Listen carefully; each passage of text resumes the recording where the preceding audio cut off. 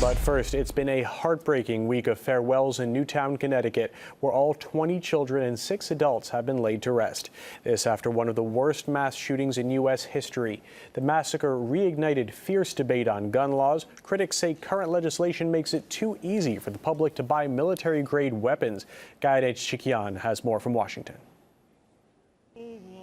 A week after the tragedy at the elementary school in Newtown, President Obama made the same pledge as when he became president 4 years ago, to try and get assault weapons off the streets of the U.S.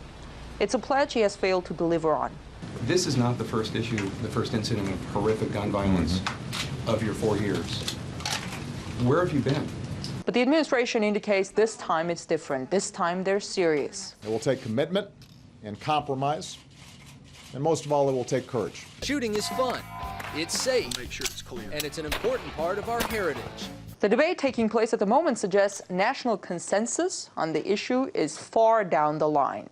And the dialogue between those who support and those who oppose such a ban comes down to this.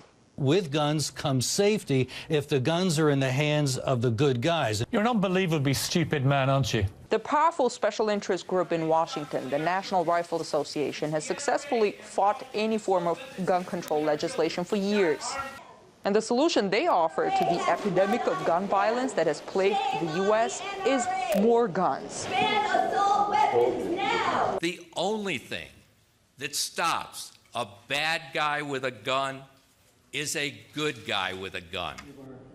Constitutional lawyer Roger Pilon thinks along the same lines and suggests arming teachers to prevent massacres like the one in Newtown, Connecticut. You're always going to have people who are going to be doing these kinds of evil deeds. What you need to do is protect yourself against that. More weapons in schools. When you go to a movie theater, you have to carry a gun because there may be someone with a semi-automatic, wiping out the entire theater, as we have seen. Is it what you're suggesting? Why do you put it provocatively like that? What I'm suggesting is that people... Movie theater. Yes, because the police cannot be everywhere. There are almost 300 million privately owned firearms in the U.S. Around 10,000 Americans die in gun violence every year.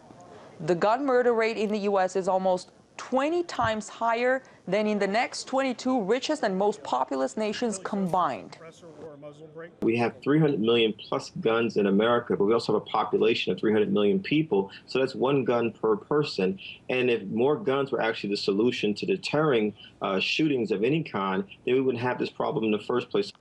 The gun Adam Lanza used to kill 20 young children and 6 adults at the Sandy Hook Elementary School was an AR-15 semi-automatic rifle. It's a military-style rifle that can shoot hundreds of rounds at a rapid speed. It belonged to Adam's mother, who he also murdered. Nancy Lanza, a teacher at the same elementary school, owned 6 guns. Numerous types of assault weapons are readily available for purchase in the U.S. at gun stores, at gun shows, and online. After the Newtown tragedy, many Americans are calling for change. Again. Make an end here, make it worth something. Make it mean something. Because you can't bring them back, but you could create change. Previous meaningful attempts to change hit a wall, and that wall is the Second Amendment of the Constitution, the right of the people to bear arms. Skeptics say the most the administration can do is require background checks at gun shows. But again, Adam Lanza's mother, a teacher at an elementary school, would have probably passed any of those checks, and her military-style rifle would have ended up in the hands of her son anyway. That constitutional lawyer I spoke to seemed very certain that nothing major is going to change when it comes to gun laws in America. Does that mean more massacres, like the tragedy in Newtown? In Washington, I'm Gayane.